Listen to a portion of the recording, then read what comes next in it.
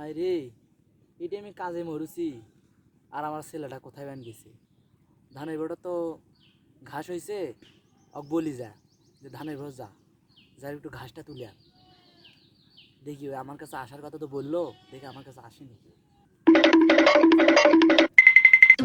বাবা, আমি স্কুল থেকে এলাম আপনার সাথে কাজ করার জন্য।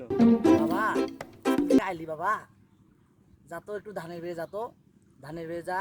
এই যে ধানের ঘাসগুলো আছে, গাছগুছ যত আছে সব কিছু তুলে ফেলাবি। আব্বা আব্বা, আমি আজকে তোমাকে কাজ করে দেখাবো। আমি বলে অলস, আমি বলে কাজ করতে পারি। তাহলে তুই আজকে কাজ করবি বাবা? যা সুন্দরভাবে জমিটার কাজটা করে আসিস। তাহলে যা বাবা, তুই আমি আমার কাজ করি, তুই যা। ঠিক আছে বাবা। কাজ করতে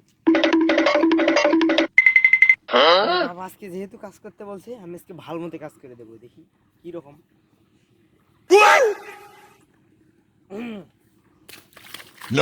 কাজে আমি নেমে গেলাম।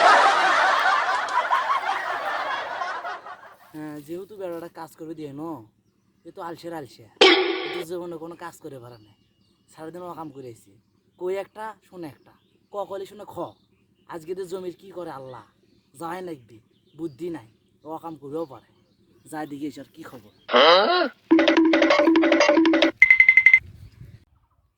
হায় রে, ও করবে কোনো কাজ, ওই আসি দেখো যে কি কামটা করেছে। বাবা তুই এলে কি করলো কত দেখো, তুই তো নকলাস করে বেলা। তুমি তো বলে যে একবারে ভের একবারে গাছটা যা আছে একবারে ঘাস ঘাস সব এও করে জন্য আমি গাছ একবারে ঘাসটা সবগুলো ছিঁড়ে ছিঁড়ে বেড়াচ্ছি। কি কয় রে?